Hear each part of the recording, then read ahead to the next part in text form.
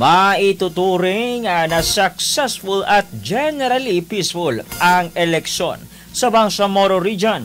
Ayon kay Police Office Bangsamoro Autonomous Region o PROBA Regional Director Police Brigadier General Romeo Macapaz.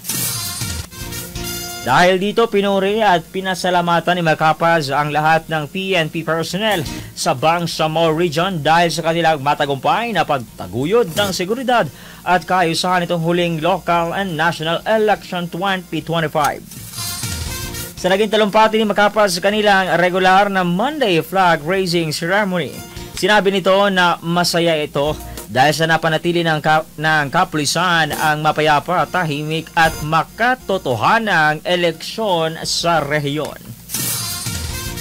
Ibinida ng nasabing opisyal na ang halalan 2025 ay may pinakamababang kaso ng election-related violence na naitala sa buong kasaysayan ng eleksyon na nangyari sa Bangsamoro Region.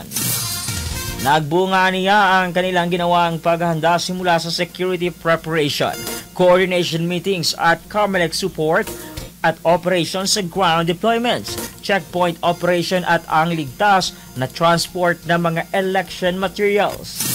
Matatandaan na personal na pinangasiwaan ni General Macapaz ang paghahanda para sa seguridad tulad ng pagsasagawa ng ocular inspection sa bawat istasyon na sakop ng PROBA, pagsisiguro sa mga CCTV security surveillance, operating centralized hub at ang Regional Election Monitoring Action Center o REMAC na nagsisilbing Central Command Post, consolidating at coordinating center sa buong rehiyong Bangsamoro.